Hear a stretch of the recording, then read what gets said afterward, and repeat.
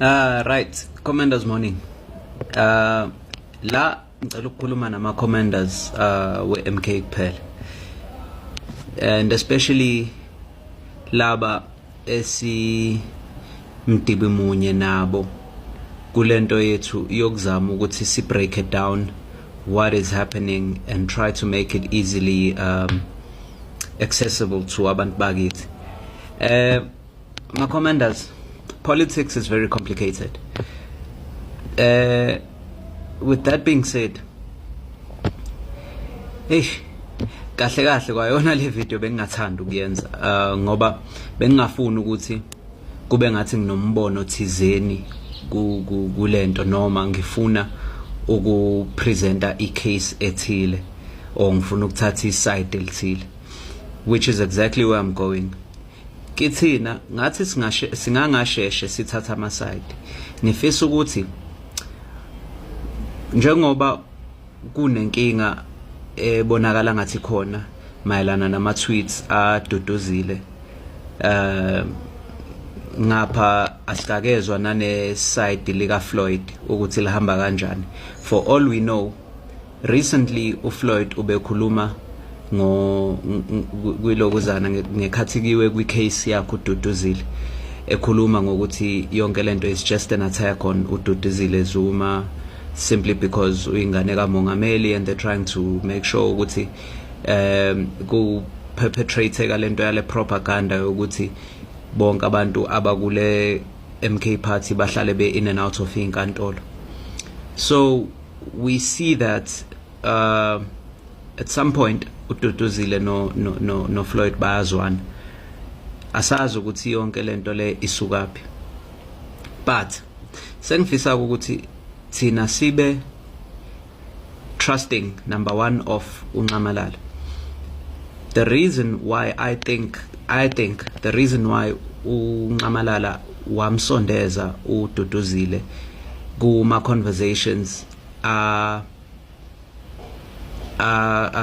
critical nalawa sensitive kwi-MK, I think it's to have an eye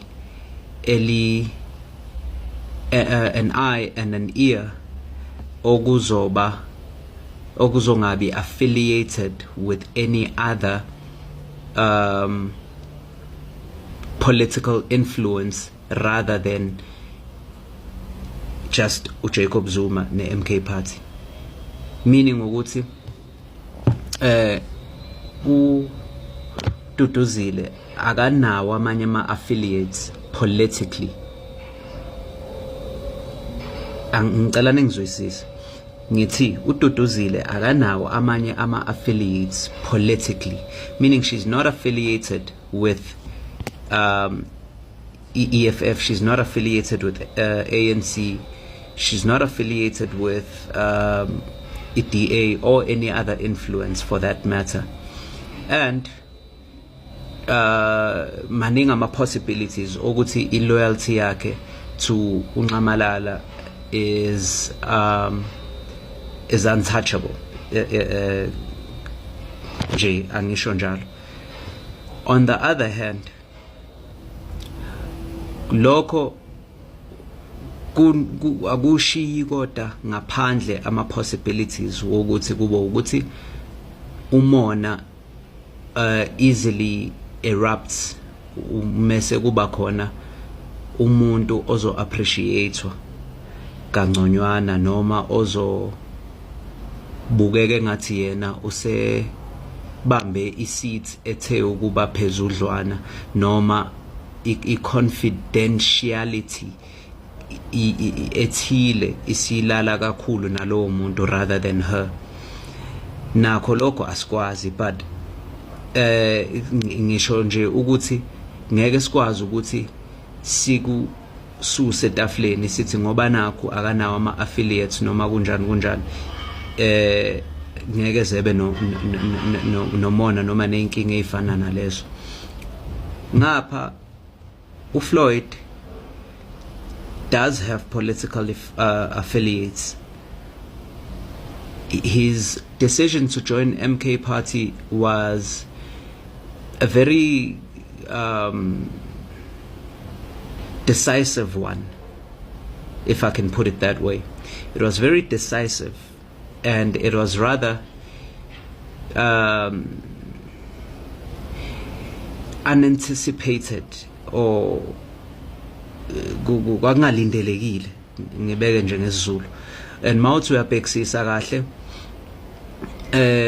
le decision yaqhamuka nje esikhaleni vele, of which kulungileke abanye ke babazi kuyilokuzana kwi-EFF ukuthi uzomova nezinto ezifana nalezo, but we don't know for sure whether le decision had been premeditated on, or a decision eyathathwa on the go, or a decision eyathathwa for other ulterior motives.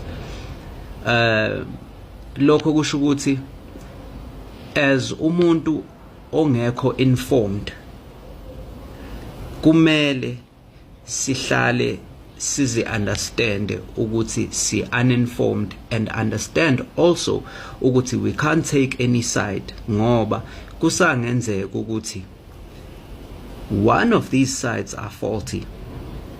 Well, in fact, vele surely one of these sides are faulty uma kuzoba nenkinga, or they just having difficulty gelling. Mhlambe sekuphele i-honeymoon phase leyo ukuthi izinto zihambe kahle, wonke umuntu is in team spirit, sekuqala ukuvela ngithanda ukwabiza lokuzana ngama true colors, sekuvela ama true colors wabantu, the negative side of people, ukuthi njenga kwi relationship mawuqala nithandana kukuhle mase kuya ngokuya seyaqala ama habits akhe amadala seyaqhamuka, you no longer putting your right foot first, usubeka noma iluphi nje, and you end up stepping on the other person's toe.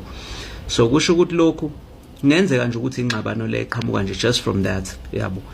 But on the other hand, futhi kungenzeka ukuthi come from something bigger that we don't know of yet, that someone is probably trying to expose, but indlebe zothile zivalekile, noma someone is trying to move to a certain direction, but now if friction net distrust izama ukuthi kungayiwa lapha. With that being said, kunabantu kune voice note engeke ngahlangana nayo, yeah, one of the leaders MK athe ukuba phezudlwana, ngeke ngimention igama lakhe, ekhuluma ngokuthi how MK has sort of changed course kancane ku national. Everything was so clear ku national, and everything was so yabo straightforward, ku understand mission ne vision nayo yonke into, and kwazi ukuthi kiwapi. But all of a sudden things have changed course. Le leader ke angikho sure, but yayikhona yona before elections. Ngaphinda futhi ngahlangana nenye conversation futhi ye guest kaBabukhomo, nayo ecishe into efana naleyo ukuthi abantu abafike post elections ngathi bafike kahle bona, yonke into yaba right, but kube nekushintsha okuncane okukhona with the way that things were going and where they were going. But ke lokho angisho ukuthi kumele labo bantu abafike post elections sibabuke ngeso thizeni. All I'm saying is njengamanje it seems as if there could be issues on the left and issues on the right, and kule scale sethu we need to be very careful on what we choose to put the emphasis on and take a side off. Asizameni nje bafethu ukuthi si relaxele and just watch it play out. Tina, as long as we stay true to the movement, as long as ungamalale saphila, I know for a fact ukuthi whoever has ulterior motives wokuthi edrive umkhonto towards where it doesn't have to go uzoyivelela and uzocaca. Thina nje simile la esimi khona, siyawuthatha umhlaba wethu. Come 2029 siyalibusa lelizwe, siyathola 2/3 majority yethu, and we take back our land, we take back our resources, we take back our minerals. Danke, ngiyabonga comrades.